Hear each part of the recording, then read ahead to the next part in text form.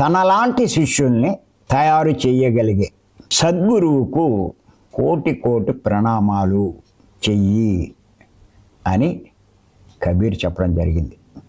కారణం ఏమిటి అంటే, ఎందుకు అన్ని ప్రణామాలు చేయాలి? వాడు శిష్యుణ్ణి తనలా చేస్తాడు, తనంతటి వాడిగా చేస్తాడు.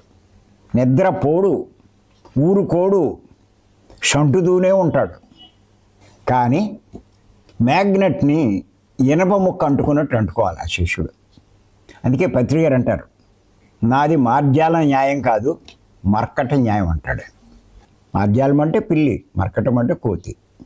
పిల్లి తన పిల్లల యొక్క మంచి చెడ్డలు తానే చూసుకుంటుంది.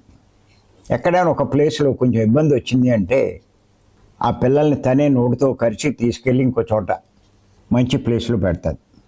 కానీ కోతి ఏం చేస్తుందంటే పిల్లల్ని తన శ్రద్ధ పెట్టదు. ఆ పిల్లలే కోతిని పట్టు కూర్చోవాలి, మ్యాగ్నెట్కి ఇనప ముక్క అతుక్కుని పట్టుకున్నట్టు. అప్పుడే ఒక చెట్టు మించి ఇంకో చెట్టు మీదకి, ఇంకో చెట్టు మించి ఇంకో చెట్టు మీదకి అది తీసుకెళ్తూ ఉంటుంది. వదిలేస్తే ఆ కోతి ఏం పట్టించుకోదు, అదే చావాలి, నష్టపోయేది అదే. అందుకే కోతి పిల్లలు తల్లి కోతిని వదలో, పట్టుకుని అలా అంటుకుపోతాయి. ఎంత ఎదిగినా సరే అయ్యి అంత అలా కరుచుకుపోతాయి. అదే అన్నాడు పత్రికారు, నాది మర్కట న్యాయం.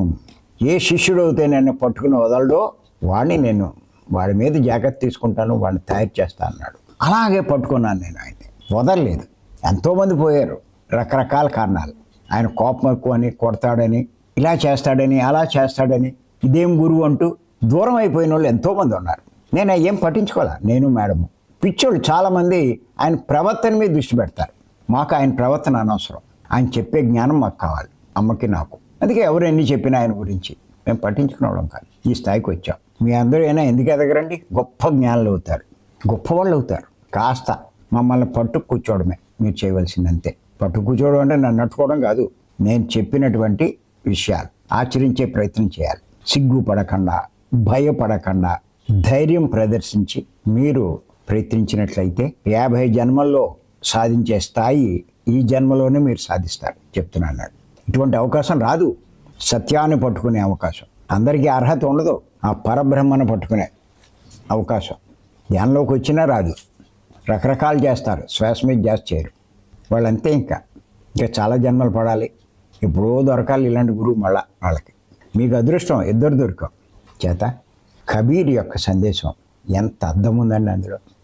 ఒక్క వాక్యంలో ప్రకృతిలో ఉంది కదా, తుమ్మెద కీటకాన్ని తనలా తయారు చేస్తుందని, అలాగే సద్గురువు శిష్యుడిని తనలా తయారు చేస్తాడు.